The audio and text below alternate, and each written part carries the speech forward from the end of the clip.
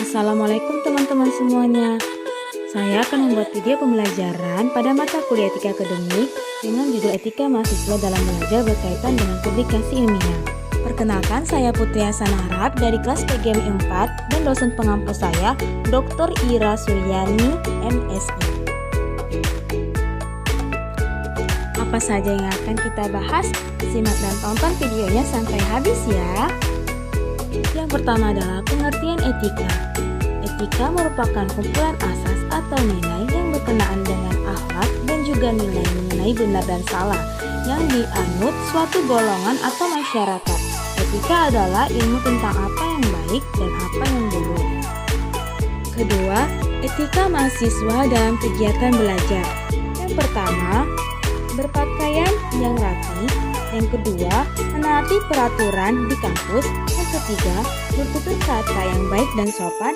Yang keempat, tidak memandang rendah orang lain. Dan yang kelima, menghargai perbedaan pendapat.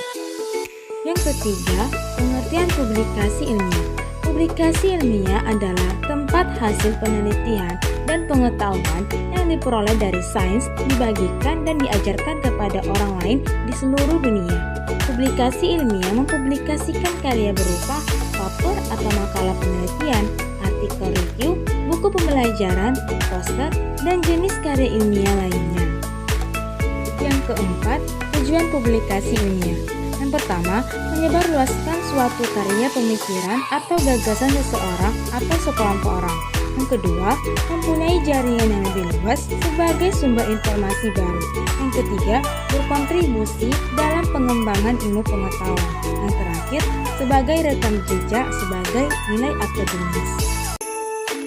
Yang kelima, pentingnya etika dalam publikasi ilmiah.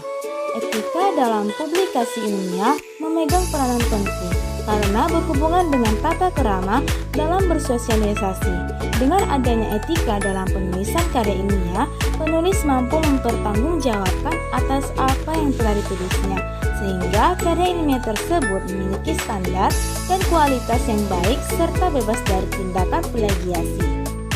Yang keenam, etika penyusunan publikasi karya ilmiah. Yang pertama, penulisan harus dilakukan secara bertanggung jawab, cermat, dan seksama. Yang kedua, karya tulisan ilmiah harus orisinil, bukan jiplakan hasil karya orang lain.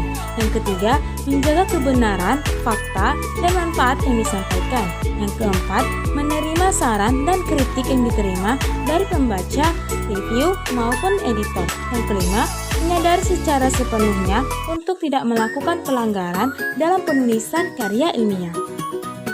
7. Publikasi ilmiah bagi mahasiswa dalam kegiatan belajar. Pertama, mengasah kemampuan berargumentasi. Kedua, meningkatkan kemampuan kerjasama dan menjelaskan secara sederhana.